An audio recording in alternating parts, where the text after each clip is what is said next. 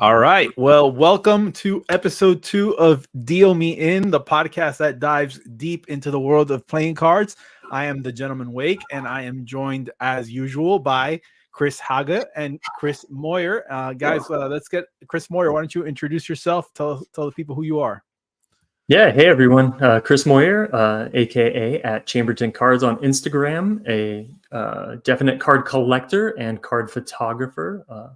Just love the community and being here. Great, Chris. The other Chris. Hey guys, so this is Chris Hage from Wondercraft Cards, and I'm a collector, a designer, and creator. So glad to be here.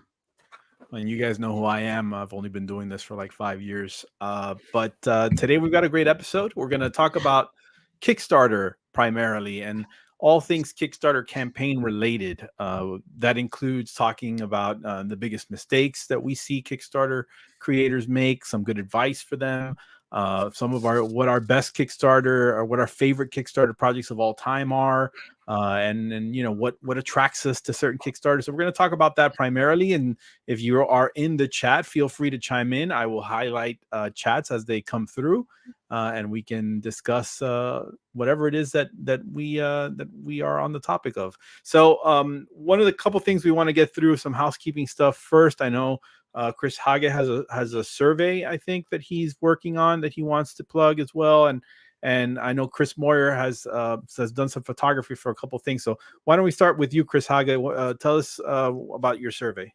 Yeah, I appreciate that. Yeah, so last year we did a survey on playing card collecting.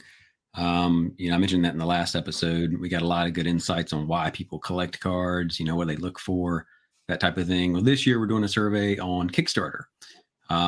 It's a very simple survey, 6 questions. Why do you back Kickstarter campaigns, which is one of the questions we're going to talk about today. How many have you backed? Those types of questions. It's a very quick survey. It takes a couple minutes to complete. You can find that survey at wondercraftcards.com. Great. And I will, as soon as this video is over, I'll put a link in the description for anybody who's watching it on playback or on repeat. They can certainly check that out. Chris Moyer, I know we've got some visual aids while you talk about what you want to talk about. Go ahead. Yeah, definitely always working on some great projects. Before we get to the photos that you have, though, I have one other plug as well. Okay. Right now, Portfolio 52 has their Deck of the Year campaign going on right now. And I'm fortunate enough to be one of the sponsors, giving away a free photo session for the Rookie of the Year, whoever wins that. Super stoked to be a part of it and to be able to support in that way. But a really fun thing for the community to get out there and vote together and, choose some really cool categories of different things that are highlighted throughout all of the cards that came out in 2023. So definitely want to plug that as well. But 3 projects that I'd love to highlight right now. First is the Good Pals Chancers deck in green coming up. This Kickstarter launches in about 2 weeks. And what's really cool about this campaign is it not only did I do the photography, of course, but it has a very cool marking system that's very unique. And I love the artist. It's 47 kills, great artist, cool deck, cool marking system. So be on the lookout for that Kickstarter. And we got Secrets of the Sea. It's the next one I got here. Yeah. Secret of the Sea. I also did some photography for them as well. This campaign is on Kickstarter now and actually ends, I believe, in like 12 hours or something like that. But also a very cool campaign with obviously this gorgeous tuck from Bashara Newton. Yeah, it's very cool. Oh, we did that one already. Hold on 1 second. Sorry about that. And No then problem. The last one is...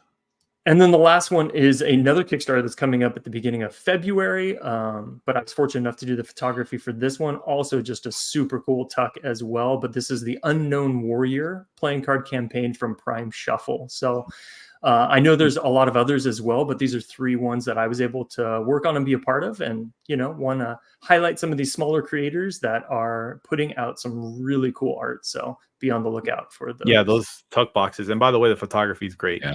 So congrats on the, as usual, fantastic photography. I love like the props. Like somehow, even though I've had you do so many campaign photographs for me at this point, and you still use props that I've never seen before. So I don't know what you're doing. You're finding them out there. You're an antique shopper, right? That's what you do? Yeah. Oh yeah, I go to the antique fair every month, but then I mean I have like a whole rack and cabinets in my studio, and it's just filled with stuff. So I love adding new things. So I have a prop collection as well.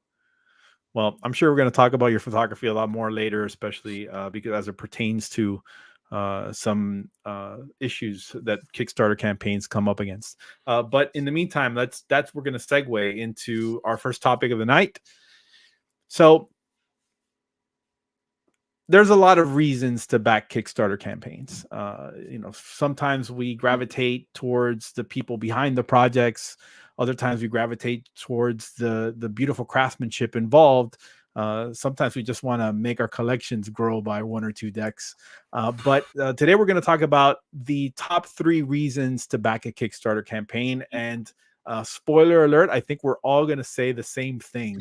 But it's important because it's really going to drive in the point to anybody watching out there who might be interested in one day making a Kickstarter campaign of their own. Or to people who are backing out there, it gives a voice to what that sensation that you're feeling, that's something that you can relate to, but like, yeah, that's why I back Kickstarter campaigns. So I'm going to let Chris Hage go first and talk about, his top 3 kind of reasons, top 3 real things that really make him gravitate towards a campaign. Yeah, so I think you're right. I mean, we're going to say pretty much the same thing. But maybe from a different perspectives and why we end up with those same 3 reasons. So I've backed about 150 projects, playing card projects. And the first thing I look for is the artwork. I think that's first and foremost. It's got to look good. I'm a collector, so I want to I like what I collect. I want to look at what I collect. So the artwork's got to be number 1. The second thing that I look for in a Kickstarter is the reward structure. I read fast, I pledge fast, and that I don't come back to the campaign. I'm not one of those guys who comes back for the special add-ons and the special releases and that kind of thing. I know there are a lot of people who love that, but for me, it's usually I pledge for what I want up front, and then I'll leave. And I wait for the cards to show up a few months later. That's my strategy. And the third reason that I back Kickstarter campaigns is really because of the credibility of the creator. I really want to know, based on how the campaign is structured, does the creator really know what they're doing? I will not back a campaign if it's a mess. An example would be too many add-ons. I've seen some campaigns with just add-ons that don't make sense. And just so many add-ons, I'm thinking to myself, there's no way they're going to be able to afford to create, to make all those add-ons based on the funding goals they've got. And so I just won't back the campaigns because of that. So those are really the 3 reasons: the artwork, the reward structure, and then the credibility of the creator. Yeah, I think those are all valid points. And I think we're all going to touch on similar kind of keynotes. Chris Moyer, why don't you tell us your thoughts on these things? Yeah, so I think very similarly, obviously the top one has to be the artistic merit of the deck. It has to be something cool, has to be something that's inspiring. Even if there's 50 ocean decks already out there, if you come with great artwork that's unique and stands out and just is top notch and has great design put into it, it is compelling to me. And so I'm constantly looking for that, even in a small creator that hasn't done something before. If they put out a deck that just like stands out in terms of the art and shows up as something really cool that just kind of, ticks that box for me, then, I'm going to look deeper for sure. The next thing I look for is unique or exclusive offerings. A lot of these decks are sometimes available after Kickstarter. So is there a reason for me to back it now and take that risk, or is it something I'm going to be able to wait for? So I do love it when there's like a unique Kickstarter variant or a unique add-on or something cool that is Kickstarter exclusive. So I definitely am on the lookout for those. And then similarly to what Chris said, there are certain creators that I just want to support that constantly and consistently are using Kickstarter. So if it's someone who I've been collecting for quite some time and they're coming out on Kickstarter, I'm definitely going to be on the lookout to support them as well. Yeah, I think all those points make sense. Jackson chimes in. He says, number one, artwork. Number two, reputation, which is an interesting aspect. It's not just about backing a creator that you want to help or you want to support, but it's also about what reputation they have within the community. And that speaks to the community connection, which is the third thing. And he says he's backed 180 projects. So yeah, there are always a lot of factors involved in why I back a Kickstarter campaign. Now I've actually I am like a super backer. I have now backed 208 projects. Not all of them are playing cards campaigns, but you know, they are mostly Kickstarter campaigns at this point. And for me, first and foremost, I think the most important aspect, I think, when I look at a Kickstarter campaign is the history of the creator. What have they done? What have they been a part of? How have they helped shape and create, you know, a community?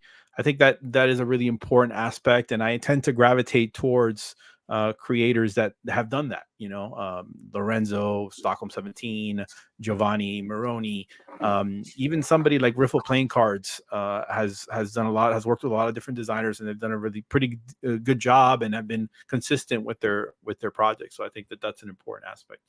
I think for me, the elegance of design is extremely important. Obviously, it's what attracts us to the cards more than anything.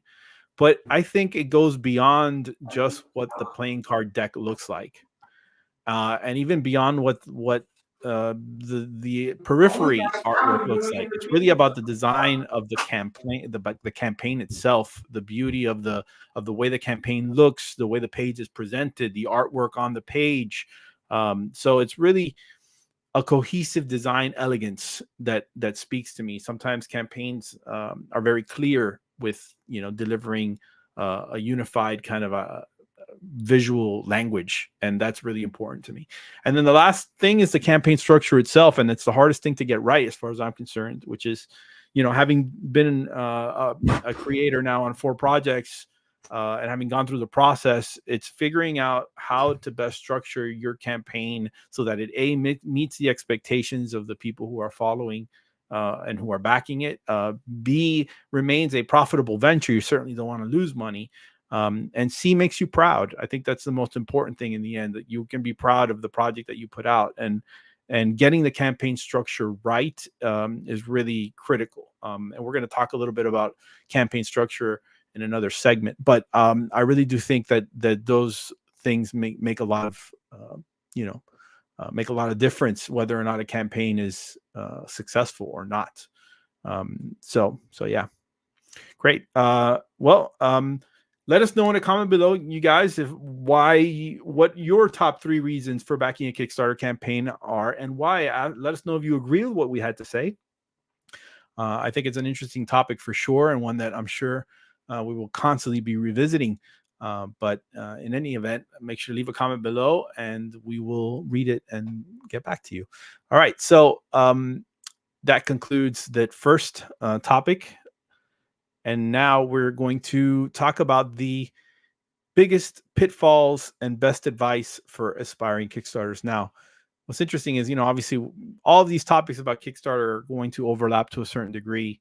And, you know, when we talk about the things that attract us to a Kickstarter, we are in a way belying what the mistakes are to avoid and what the advice is to heed. But I think all of us have some interesting perspectives on how we can do these things. So I'm actually going to let Chris Moyer start the topic on this one. I want to hear what he has to say. Being a contributor as a photographer who takes a lot of photographs for campaigns, and also as a backer, as a person who's backed a lot of campaigns and isn't really a creator per se, but has an interesting perspective and can offer an interesting perspective on this. Yeah, thanks. I didn't mention it earlier, but I have 122 backings of playing cards. So definitely have been exposed to a lot on Kickstarter over the years. And coming from the perspective of a collector, it's really for me seeing the details that are needed to give me the confidence to back a campaign. So there's nothing worse for me than when I get to a great cover image or something that attracts me. I'm like, oh, that looks like it could be a cool deck. I click on it, and then the campaign details are just extremely sparse. So I've seen some people that, like, maybe they designed a great tuck and they've got a couple of cool chords, but is that really all you're going to show me? As I start to scroll down and you don't have like all of the chords, or you don't have all of the details, or to me, it makes it look like, have you really thought this through? Have you really worked this all out completely? Or do you just have this like one great piece of art that's kind of a concept and you're going to figure it out from here? Because that's already a red flag to me. Like, am I going to want to pursue this with you? Do I trust you to kind of figure this out along the way? Maybe, maybe not. It better be pretty good if you're going to give me some weak campaign details. Along the same lines, one of the most important for a lot of people is who's printing the deck. Who are you using to manufacture with? And I've seen a lot of campaigns not list that, or say they're kind of still exploring those possibilities. And I think you two both fully understand this. If somebody's still figuring that out while their campaign's going on, like, who knows how long it's going to take to fulfill that, right? Like, ideally, a lot of these creators are already well into those conversations when the campaign launches. So you know that they've kind of already laid that groundwork to proceed forward, as if they're assuming it is going to fund and it is going to be successful. I like to see like, hey, this is the direction we're already headed.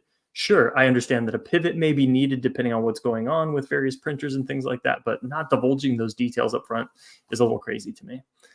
And then the last thing, something near and dear to my heart, real photography.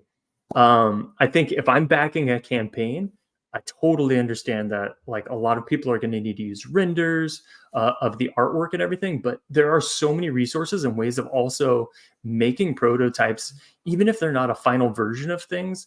To me, if I see that a person has gone through the process of taking their deck, making a prototype, and then taking real photos of it, I feel like they're more serious about that project. I feel like this is a person that's like absolutely pursuing making it a reality. If you've only made renders, like it could in there, like how confident am I that you're going to produce a final product? So I love it when somebody takes the time to take and make prototypes, even if they don't have all the foils and all of the details, but to make those, see how the artwork's showing up, and then take some real photos of them. So obviously I'm definitely partial on this topic, given that I love taking all of these photos, but like, take the time to do that. I think backers really appreciate that you had those made. Great. Chris? Yeah, I think that's really good advice. I'll hit on things from a creator standpoint, and really focus on the best advice versus the biggest mistake. The main point I want to make here is you got to figure things out from the start. Get it all figured out before you start your campaign. Similar to what Chris was saying. And what that means from a creator standpoint is you got to have the artwork finished. Don't be designing your campaign or your product during the campaign or after the campaign. The artwork's got to be finished. If you're designing after the campaign, you're already in trouble. I think that's first and foremost. The second thing is get all your quotes and your prices figured out before you start your campaign. And what I do is I start with a big wish list of add-ons and things I can have in the campaign. Then I go get quotes on those things. You're going to get some crazy quotes and prices, and you got to whittle your list down, edit that list, get it down to just the things that are most important for your campaign. the things that you really want to get out to the backers. That's kind of how I look at it. But get all that done up front. Edit your list. And then, of course, the basic is, set your funding goal based on what you need to create the product.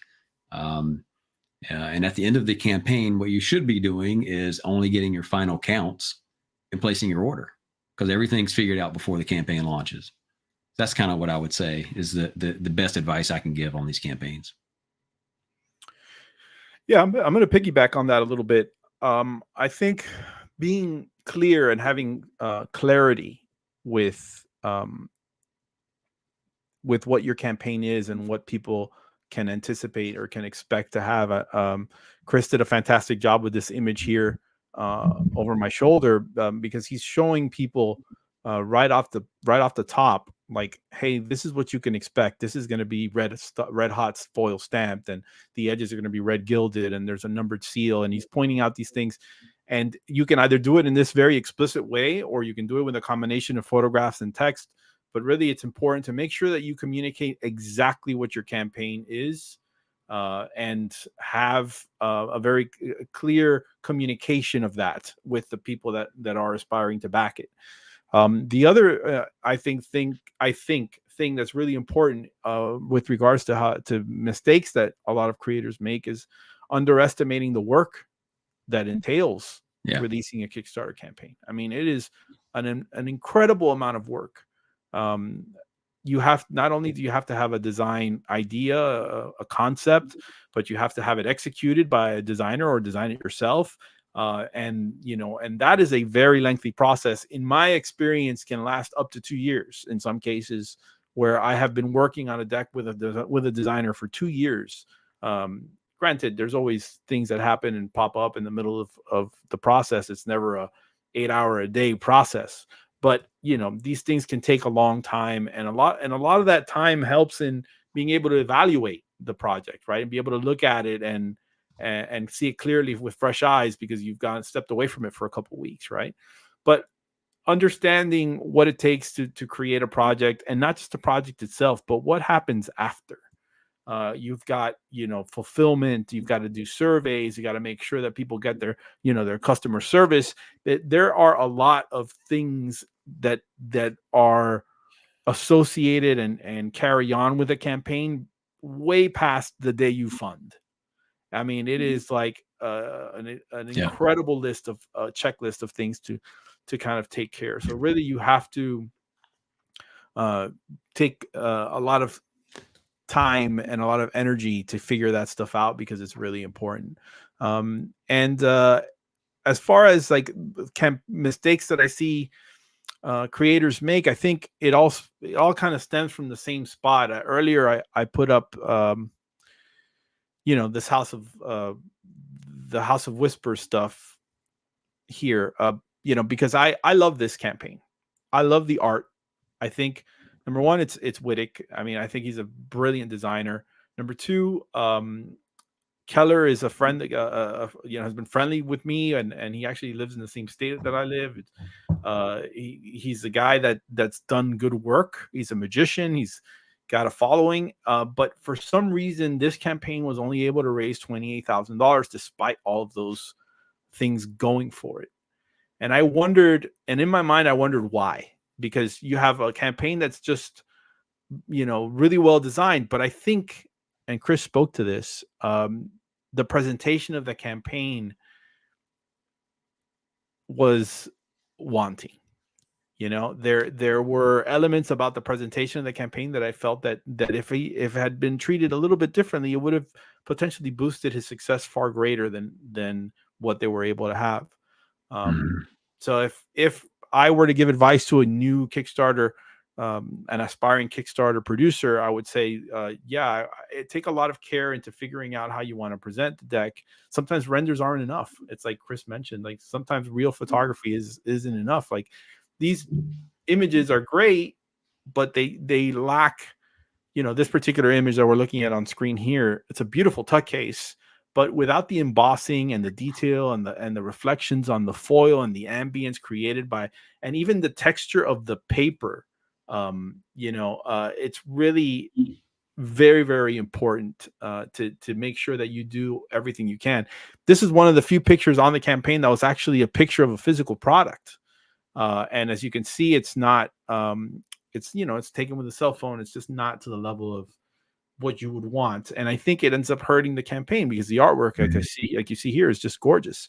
This is the Wormwood campaign, and Wormwood is notorious for doing things like above and beyond. Like there's GIFs and animations, and they will take, they have a whole media team, right, that just dedicates their time to taking photographs. Chris took some pictures for this campaign, and they had they had like 30, people working on the different ways of how to present their campaign. And I think they did a beautiful job, and it's evident in the amount of money that they were able to bring in, but again, when you have a real picture, it's worth 1,000 words, right? Like the cliche. I mean, you can see the texture, you can see the detail, you can see the attention that goes into creating something. And I think that that's really very important for an aspiring creator to do with his project and getting it out for the first time.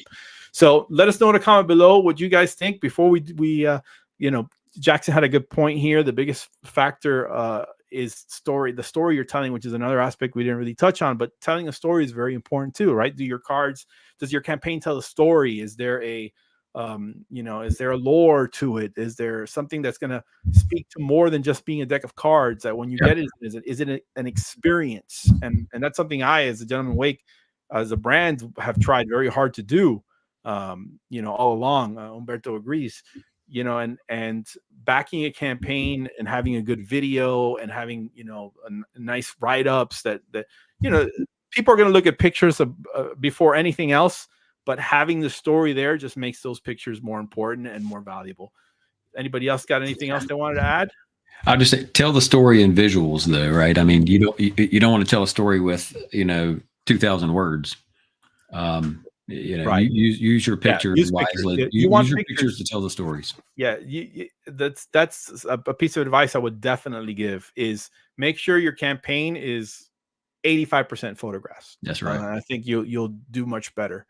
If I could add on one little point to that too, sure. and that just reinforces. I know we've said a lot about how important photography is to all of this, but the same thing goes with my photography. I was just working with someone recently, and in their brief for their photography, they had all of these ideas of props and things. And at the end of the day, I had to come back to them and say, no, I think we should do it this way, and here's why. Because the photos, when it comes to storytelling, they evoke a vibe, a mood, an emotion, all of those things. And so it's important to complement the deck in such a way, not to just cram all of these other ideas and props and things that you think might make sense with it, but it's like, you've got to tell the story with the photos as well.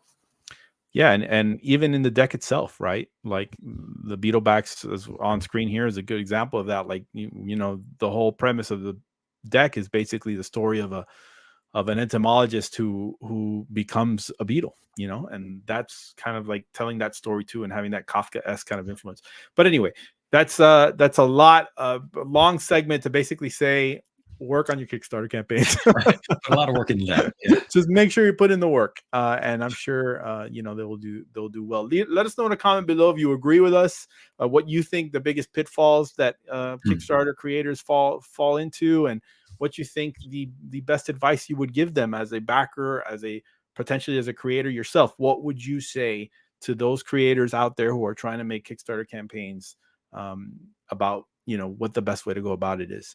Leave a comment below, like this video, make sure to subscribe, and we are done. So let's move on to the next topic of conversation. And the next topic of conversation that we're going to talk about is the perfect reward structure. And is it possible, or is it impossible? Because I think this is something we touched on in a previous segment, where there's always the fear of not getting it right, as far as not getting the structure right, can have a lot of ramifications and potentially financial difficulties down the line. So I am going to let Chris Hage go first here and talk a little bit about what he thinks the reward structure, how it is best, what the best practices are for compiling a reward structure. So there are many ways to skin this cat, and I've probably tried them all in 6 or 7 campaigns. So where I've landed is the simple philosophy: respect the backers and make it easy to participate. That's kind of my going in philosophy. So first of all, give people what they want.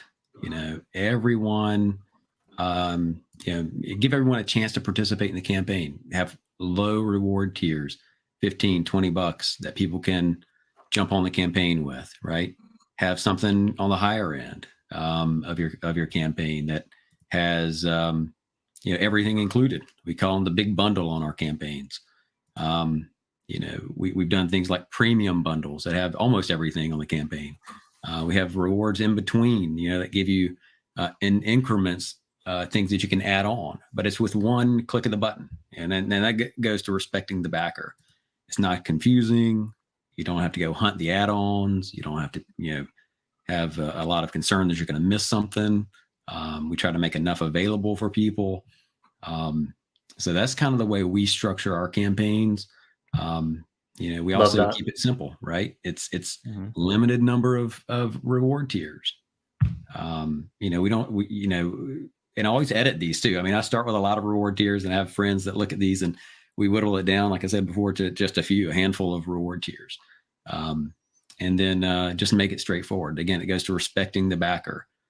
People are busy. They don't have a lot of time. So we try to make it straightforward and easy and make it so that everybody can participate. Jackson says it's impossible to have the perfect reward structure. You'll have some people that love it and others that hate it. And I think that's true. I think understanding that making everybody happy is impossible is probably a valuable tool in setting up your reward structure. Chris Moyer, as a collaborator, as a contributor to many, many Kickstarter campaigns, and also as a backer of many Kickstarter campaigns, what do you think is a perfect, quote unquote, comprises a perfect reward structure? Yeah, once again, I don't know that I've ever seen a perfect one, but I can speak to kind of like the 3 ways that I typically back a campaign. So there's almost like 3 levels in my mind as like a backer or a collector. There's a deck that maybe I, am interested in, but I'm not sure about. I don't necessarily love it, but I do want to back it. I do want to support it. So I'm definitely always looking for, like Chris said, that entry-level point, an entry-level bundle. Maybe it's the single deck, but maybe it's like a 2-deck bundle. It's like the 2 variants that may be there, or like in the case like this, maybe a 3. But give me that like entry-level like point for me to kind of get what I want, but like have a little bundle that might make sense. Then I think there's the campaigns that do have like the exclusive offerings or a special Kickstarter variant or a special something about it. So then I kind of also want a mid-level tier that maybe gets me that entry-level bundle plus whatever that exclusive may be. I'm not like necessarily like willing to commit $100+ to it, but I do want a little bit more. So some sort of mid-level tier. And then I think you have to have always that completionist type tier for sure, where it's like, I love this campaign. I know I want everything. I don't want to miss out on any of the pieces of it. So give me something that even if you're going to add stuff on later, it's upfront a completionist tier that I know as you add on or unlock things, that's just going to automatically be included. And I think when we get into our top 3 campaigns, we're probably going to touch on that a little bit too. But yeah, I kind of like that. Chris, you said you like to come in and then leave. I like a campaign where I can come in, and if I love that campaign, I can get that completionist tier. But I love that if there's a couple secrets along the way, a couple of unlocks or something that it's like, I know I backed for this. What are you going to show me that's going to keep me excited so that I don't end up backing out if another cool campaign or something else comes along? Like, how are you going to keep me on the hook? So I do love it when those, have those little teasers, or I know that there might be one extra piece to look forward to, something along those lines. And those things are important for other reasons too. I think Omar may touch on some of those, but yeah, I mean, I like the teasers too, Chris, but I like the simplicity of getting in and getting out at the same time. Totally. Yeah. But how do you come up with those options for everyone? You can't. Impossible. You can't. Impossible. That's right. You know, the whole idea of the reward structure, you know, it's very tied into the campaign structure itself, right? Like how you design your campaign. And as a creator myself, I have to put on multiple hats when I look at my campaign structure. I have to think about, like, okay, as a business, what do I need? What are the things that I need to put forth to make this a profitable venture, right? And make it something that will grow the brand and will make it so that I can release more decks in the future. I have to think about, as a fan, as a collector myself, what do I want about from a campaign? Like, what are the things that I look forward to most? So all of those factors obviously, you know, play a part. And I think, you know, as a backer, you also have to look at it as financially, like, you know, does it make sense? Is there value? And I think the value is the part that we all struggle with, but is the most important. Which is to say, it's not about price, it's about value, and making sure that your structure, that your reward structure represents a value to the backer. I think is ultimately the most important thing.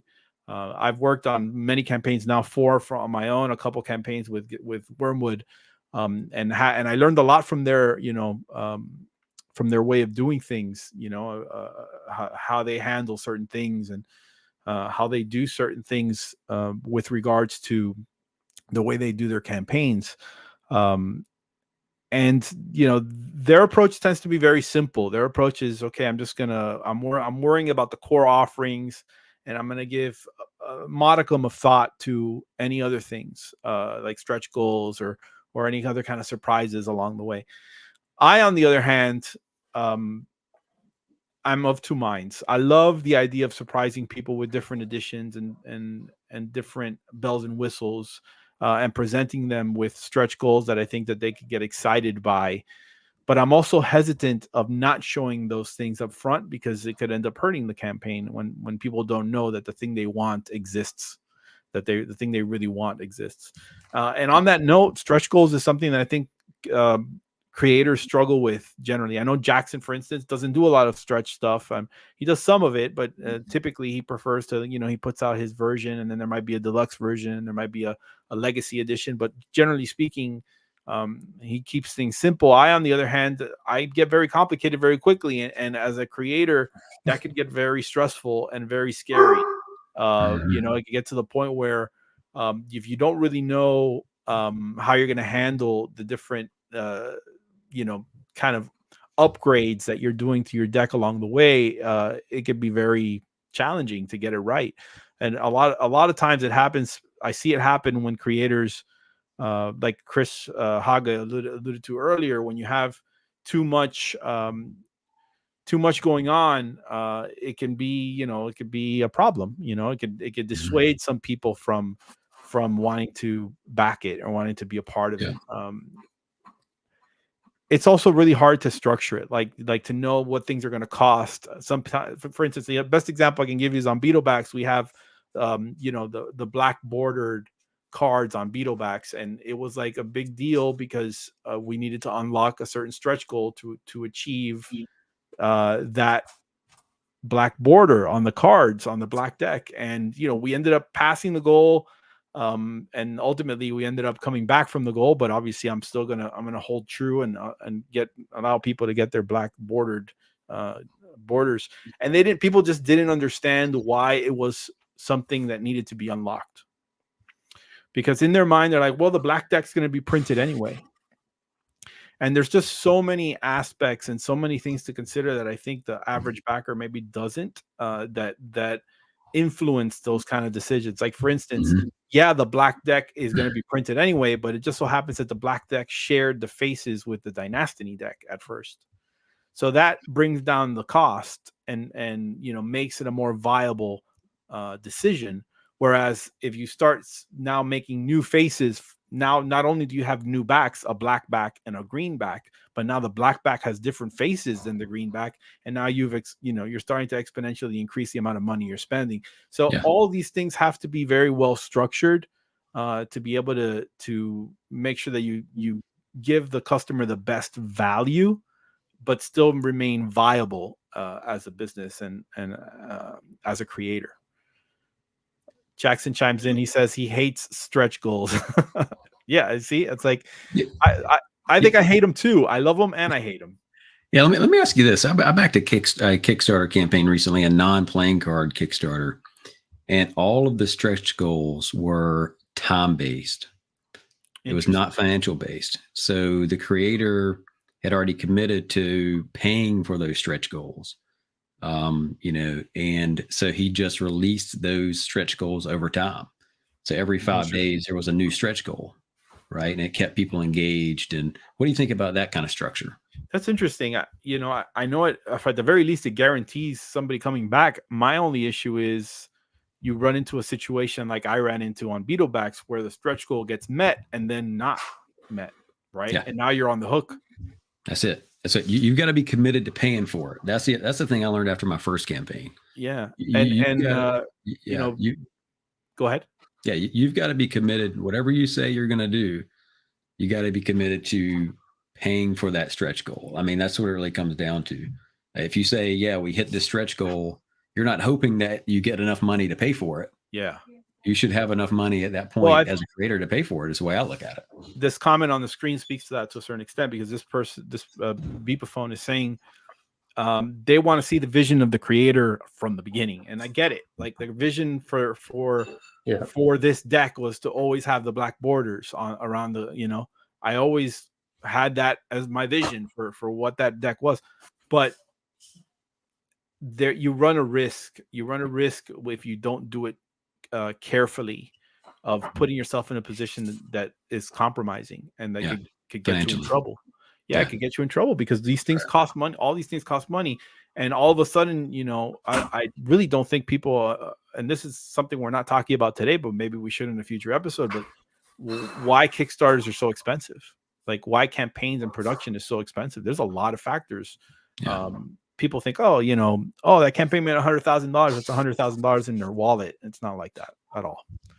And I think anybody who's a creator will be able to speak to that. Well, let us know in a comment below, guys, what you guys think is the perfect reward structure, and is it possible / impossible to do that? And we'd love to hear what you have to say. Make sure to like this video and subscribe for more content like this. All right, so we're gonna move on to the next topic of conversation, and I think this one's a spicy one, because there's a lot of people who think Kickstarter is a store. I've gotten this a lot. I've seen this a lot with posts on Facebook groups and forums, dialogues that people have with regards to this idea that they lost their money and they didn't get their product, or their creator's gone silent, gone dark, and hasn't communicated, or they got something that they didn't think they were going to get, or a change was made along the way. And I think that there is an inherent risk to crowdfunding that a lot of backers don't understand. I think there's a lot of times people think, I'm giving this person $25 and I expect to get something back in return, when the idea behind Kickstarter, the impetus behind Kickstarter, the philosophy behind Kickstarter is not that at all. The philosophy behind Kickstarter is very similar to the philosophy behind Patreon, which is to say you are showing support by pledging a certain amount of money. And those rewards that are commensurate to that pledge may or may not happen inherently if the project for whatever reason doesn't succeed or fails to get it done. Now, obviously, this also speaks to the idea of having creators that are responsible, having creators with a good reputation, doing your research and whatnot. I think some of these points the two Chris's are going to speak to, but ultimately, Kickstarter is not a store. Chris Moyer, what do you think? I don't know. I come from such a simple perspective, I think, on this, in that, we all just need to be financially responsible for ourselves, right? Like if I'm going to put my money somewhere, I'm going to understand what I'm doing.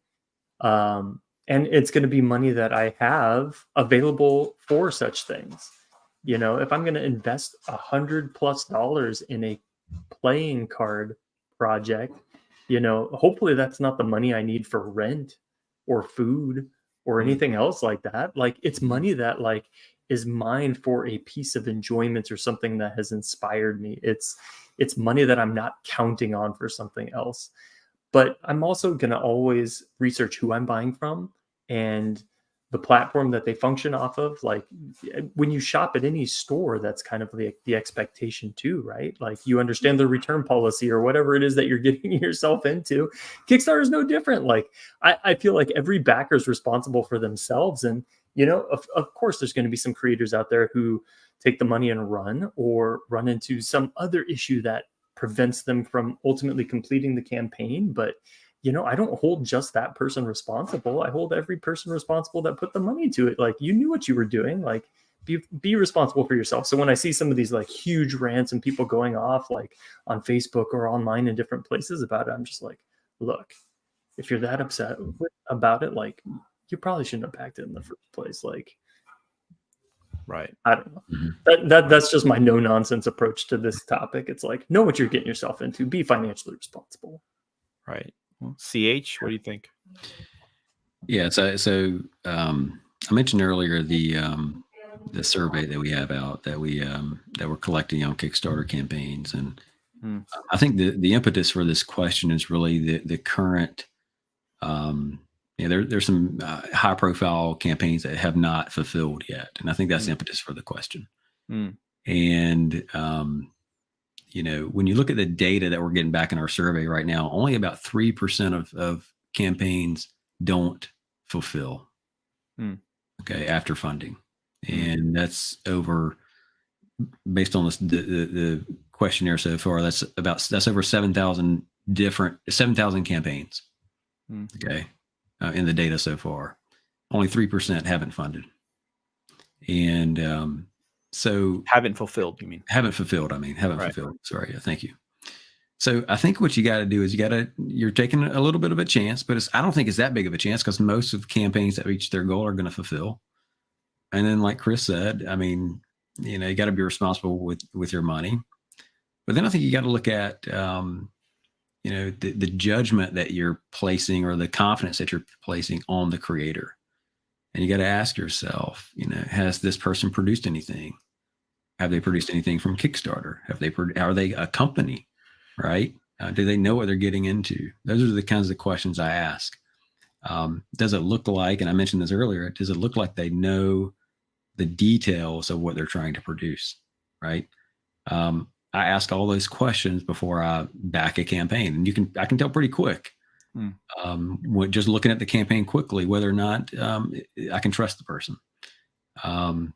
And that's really, I think, what it comes down to. Can you trust that the person is going to deliver?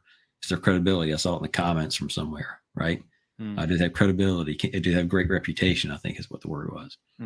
So at the end of the day, you know, the vast majority of Kickstarter campaigns that reach their funding goal are going to fulfill. That's just what the data tells us is the truth. So, yeah, and I just to chime in here and on this topic because I think it's important to mention, you know, because it's happened to me. You are going, as a creator, as a project, you are going to run into problems. I mean, I don't think I can unequivocally say every campaign I've ever been on or worked on has run into a problem at some point. I mean, it's just par for the course. If it's, you know, Murphy's Law, like something's going to happen that's going to derail you. On Tempest, we were like 8 months late on delivering. So things happen, and creators might be dark, not because they want to ignore you or because they don't want to talk to you or they don't want to write an update. It's because they don't have anything new to tell you. Like they're waiting just like you are. Like they place their orders and, you know, the ship is taking 45 days longer than it was supposed to arrive. Yeah. Or the printer decides, hey, guess what? We're suspending playing cards production out of our main facility for an entire year. like happened to me. People still haven't gotten, I love that they're so loyal and patient with me. But Goldsmith, something that Kevin and I worked on right after Successor. I mean, this should have been done should have been done and dusted by now, right? But it's not. And the reason it's not is because, our printer decided that they were going to change facilities just out of nowhere. And oh, by the way, everything that's in queue, we're going to push it, and they still haven't started up again. It's January 15th. And I've talked to Cardammundi's main office a couple of times, and this is valuable information for me, obviously, because I'm working on Beetlebacks 2 and getting all that ready. And I'm still waiting.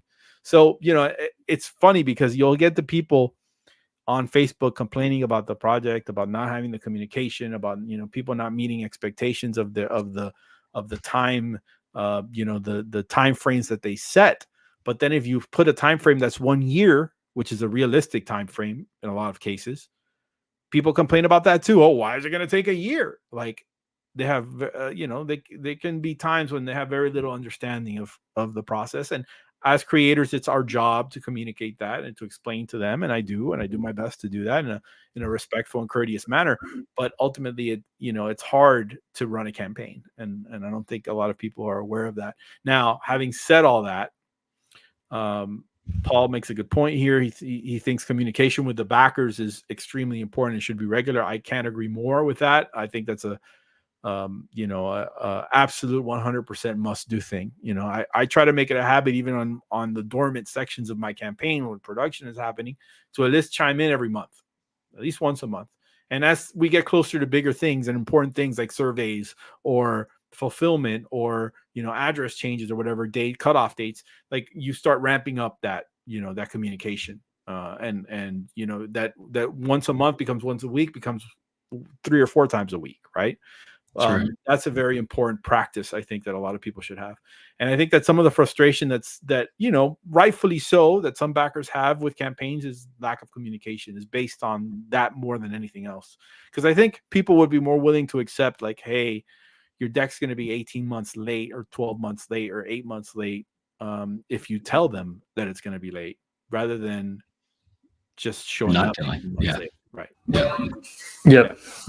So, all right. Well, that's basically our opinion on that. Let us know in a comment below, guys, if you think, if Kickstarter, how you view Kickstarter, if you view it as a store, or if you view it as what it is, a platform for supporting artists that you admire and that you want to see art from.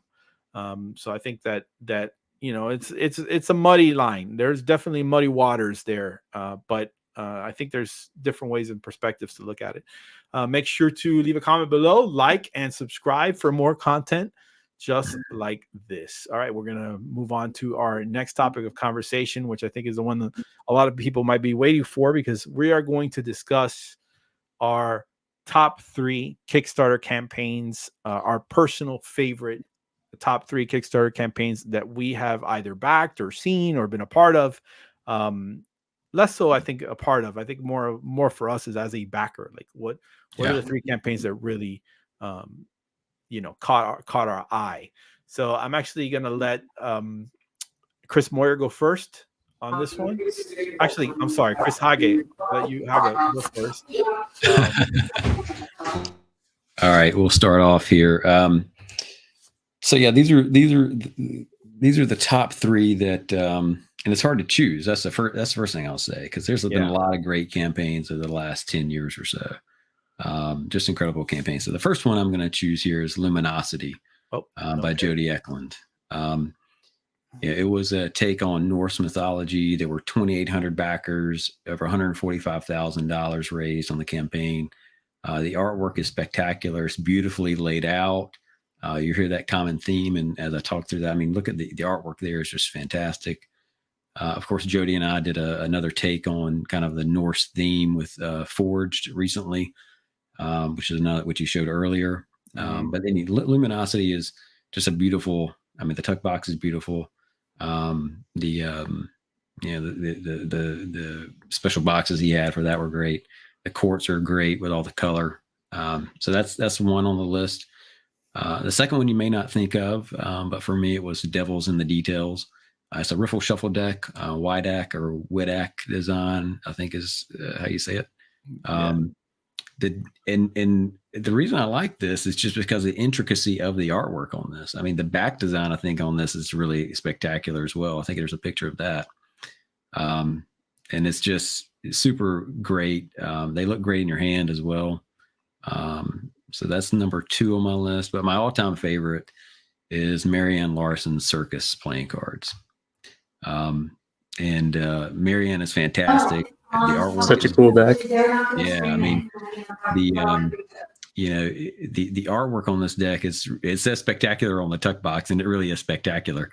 Everything from the deck seal that goes on the bottom of the tuck, everything fits perfectly with the theme. The nostalgia, that relate to this is just there.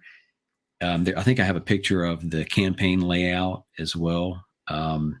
And if you back any of Marianne's decks, I mean, you'll know that the layout of the Kickstarter is just, I mean, there's nothing else like it really. The flow is beautiful. The design and the artwork, the effort that she puts into just the design and flow of each page of the Kickstarter is just great. So that's number 1 on my list, the Circus Playing Cards deck. Okay, well, that's a good list. I actually didn't back that circus deck. It's pretty good. It's pretty great looking. It's wonderful. I'm sad that I missed it. Yeah, they're hard to come by now too. Probably happened like right as I was moving or something. All right, so let's. Okay, I'm gonna go next. And I have a couple of honorable mentions because it's hard for me after 208 projects of being a backer to just say like there's 3 that I really love. There are a few. So the first one that I want to bring to everyone's attention is one that people might not be very familiar with. I did a video on it on my channel at one point. It is the Iron Clays campaign, and I don't know if you guys remember this campaign from a couple years back. It's like 4 or 5 years ago, right? Like, oh yeah, that's a good one. So yeah, they did this Iron Clays. They did this wonderful laminate poker box with the iron clay chips and the iron core chips. And this campaign was really, not only was it a gorgeous campaign and a beautifully well run campaign, but it was the inspiration behind the Groundskeeper, which I ended up working on. Right. So like to me, what Iron Clays did with this very kind of simple poker set was something that sparked an idea in my mind. Hey, like what would a luxury poker set look like? Like if we were gonna, do the Iron Clays on steroids, like what is that gonna look like? So that campaign had a lot of influence for me. So for that reason alone, it's on my honorable mentions. Moving on, Usi is a company that I love. I think they've done some beautiful things, beautiful artwork. They're fantastic designers, and their page is always very simple. Their campaign pages are always very simple. They don't do as many campaigns anymore as they used to, in part because you could just go to their website and kind of they launch stuff sometimes just on their website that they pre-fund. But obviously the classic deck is a beautiful deck, but the one that really stands out for me is this one, is the Pagan deck, which is my number 3 deck, right? My number 3 Kickstarter campaign. This is probably art-wise one of my favorite decks I have ever seen. Like they just Linnea just absolutely kills it with these oil painted artwork that I mean they're all worthy of hanging up. Yeah, it's gorgeous. Yeah, absolutely fantastic, and just the feeling of lore that it evokes, right? Like you look at these pictures and you think, oh man, there's a story there. That Jack of Clubs with the hood, is just absolutely fantastic. And Jackson Robinson chiming in here that his Gilded is one of his top 5 favorite all-time decks, which is saying something. But yeah, this deck in particular, just the beauty of the artwork, the simplicity, the even their add-ons, like these little wooden, like, I mean, they're just elegant. It's just an elegance. It's not like a crazy over the top campaign. It's not a super elaborate campaign, but it's just, there's just an elegance to the whole delivery of this campaign that I think is gorgeous and worthy of putting on my list. This one is an interesting one because you would think I think a lot of people never even heard of this deck. This is the Sardines Playing Cards. It's by a female creator, but it goes by the name of Squiddle Inc. Her name is Stacy J. Kelly. And she is a name that I think people should start learning. Okay. When I look at up and coming artists in the playing cards realm, that I think are going to make a name for themselves, I think this campaign, speaks to that. Number one, the artwork is beautiful. It's intentional. It's gorgeous. It's vibrant. It's fun. The whole campaign reeks of that. Like the way that she did these headers on the campaign page, the art, the graphics, the intentionality in the background. I don't even know if this is a render or not. But if it is, it's a beautiful render. If it's a photograph, it's an amazing photograph. So it's just a really well composed campaign. Here you can tell that these are probably not renders, but there's just like a vibrancy and I love the thematic use of the rope. I mean, Chris Moyer, you love doing this stuff, and I love seeing it, which is like the incorporation of having props that work to communicate an idea, to evoke a feeling, to tell a story. To use Jackson Robinson's perspective. Complementary details, I call it. Absolutely. Complementary details. Exactly. And just the beauty of the artwork itself. And I mean, it's just not to get away from all that others but honestly, the art on itself makes it a really worthy piece in this collection. I look at these pips. It's just a beautiful thing. And then one of the other things that I really love about campaigns is when they take the extra step to include add-ons that make sense. Okay. And so in this case, having the tin sardines in a tin, it's just too perfect a thing to not do. Right. And it just feels that they really nailed it. They really nailed the concept behind this. And and then t-shirts and great and art prints are great, and just stuff that makes sense for the campaign.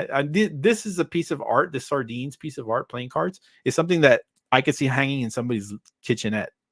You know what I'm saying? Like, it's not necessarily just for playing card. It could be an artwork that's just hanging in your kitchen, because it's like evoking that idea or that thought or a maritime kind of vibe or whatever.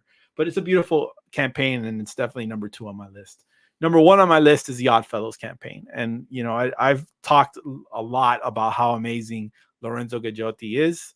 I know Chris is going to talk about this deck in a few minutes, but yeah, this campaign was a beautiful campaign from top to bottom. Just in the way he presented the campaign, like this ripped paper motif, this isn't something I added or something this is intentional, because on the campaign page, it's white. And these rips make the pictures feel like you've torn through the campaign page, right? And this makes what makes a really great Kickstarter campaign is when you have, these things, these motifs that kind of draw the backer in, and you're telling a story of what this is. And it's just this odd. It's a deck called Oddfellows, so it's going to be a little strange. And you're going to have strange little symbols on the pips, and there's going to be ripped paper because it makes sense within the context. So yeah, this is a beautiful deck. The artwork is just phenomenal. I mean, look at these core cards. These are some of my favorite core cards of all time. They're just astronomically great. The way he incorporates the club pip into her like, plunging neckline kind of vibe or whatever you call that. Like, it's just a wonderful, smart and clever and quirky deck that I think belies how well thought out a campaign it is. He had all of these like things that he did, different versions, and I have a collection, the whole Oddfellows collection of decks, and I love them. But the way he did the box so that each part of the box opens separately, it's just very intentional and well thought out, and definitely my number one, my number one Kickstarter campaign that at least I've ever been a part of. We couldn't all pick that one, right? Yeah, that's true. Chris Moyer, go ahead. Yeah, I don't know. I guess I'll start with this one since you already have the pictures and everything up. But yeah, this is my number 1 also. But I think for different reasons. I think some of the things that stood out to me with this one was along the lines of what I alluded to earlier, in that if you backed as a completionist for this one, there was a photo and it had everything in the completionist tier in that photo It wasn't this one, but it had everything. And then at the beginning of the campaign, there were photoshopped blocks over various pieces, so you couldn't see everything that you were getting in that tier. But then as the campaign progressed, as the mini deck got released, as the I think Sir Octo came later, and then the Frog came later, but it was like he kept introducing these new characters and these new add-ons, and then that picture of the completionist here, just like that block that was covering it, now became uncovered. So it just kept everyone so engaged. I've never seen another campaign like that, where like I felt like I was tracking it the whole way. I was like, well, what's under that next block? I want to know what else is to come. Like, it was so compelling in that way. So for me, that's why it was number one. Not to mention, it is just so cool. The Oddfellows are great, and quirky is absolutely the best word for it. And it's made me want to obviously continue pursuing the other options as they've come out as well. So love that campaign. The next one up, you've got it up on the screen there. And, 2 weeks or 2 sessions in a row where we get to kiss a little gentleman wake booty here. But the successor for me was also just such a cool campaign, because one, for me, it was probably the first big campaign I worked on as a photographer. So that gave me some special, connection to it as well, that I think makes it stand out to me in my mind. But to me, this was also a campaign that sort of reached for another level. I mean, not only did it have all of these versions of incredible cards, but then added these metal sculpts to certain tuck boxes. And then, like, Omar, like pushing the level to this 25-pound sarcophagus. it's 4 pounds. Yeah, it's 4 pounds, but there's nothing else that weighs that much in the playing card world, let's be honest. But like with this metal sculpt on top and the box, and it just, like, to me, when I first saw it, I was like, holy cow, you reached. You didn't just think about like, okay, like how can I take things to the next level? It was like, how do I like try and use a cheat code and jump like 5 levels to get to the boss level or something like that. Like it was just so cool. And so I remember unboxing this for the photography for the first time. And I know it was a prototype, but I opened it up and I was like, holy cow, this is different. And it just elevated the playing card world for me at that time. So very cool. Thank you, man.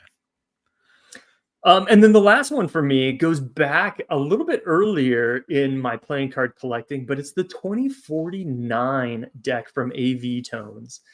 And this, I was newer to collecting at this time, but I feel like so many campaigns really touch on like stories and throwbacks from the past and have these antique vibes or history associated with them. This was the first time I saw like a futuristic campaign that just like knocked my socks off.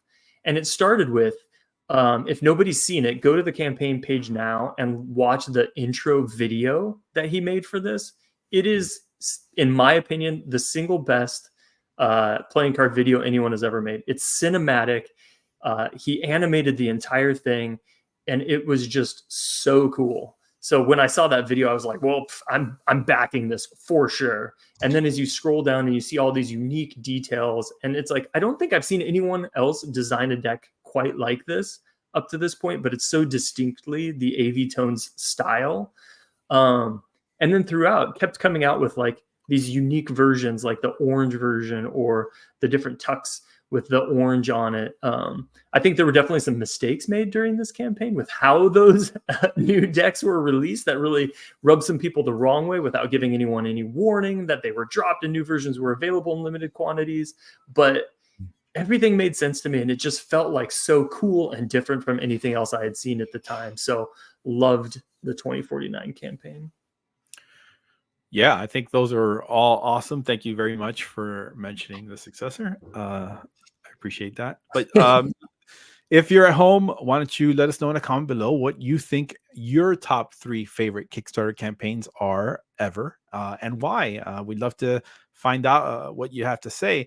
And if you come by and are live in the during our live stream, we can read out your comments just like this one. My favorite campaigns are the 10-in-1 collection by Dave Koenig, Professor Tate's Traveling Roadshow, by David Bolt and Richard Tate, and Eye of the Ocean by S17 and Heartless by TWI.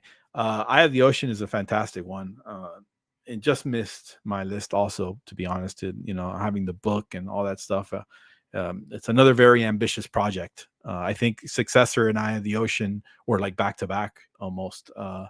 And they really kind of represent, like, again, taking, Chris says stepping it up. I say going insane because it felt like I was going insane while I was putting that project together. Honorable mention, yeah, Paul makes a good point here, and I think it's worth saying.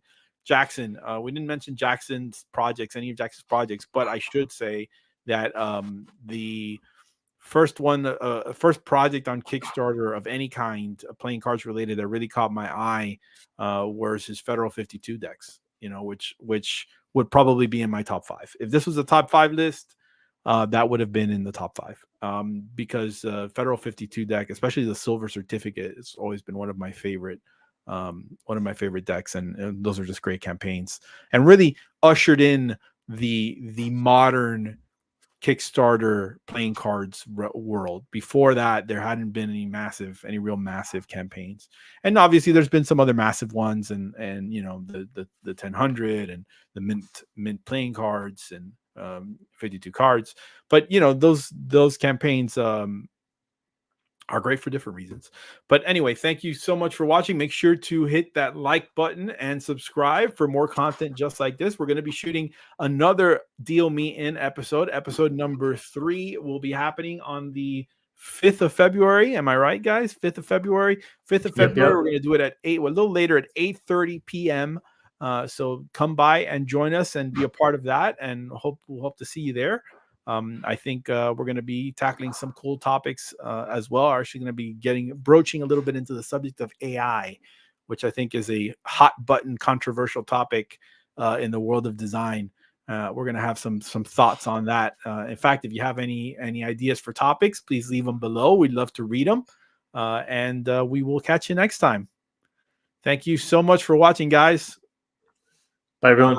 Any last plugs that we want to give here? No? All right, great. Nope. Have a great night. Have a good night. Bye, all.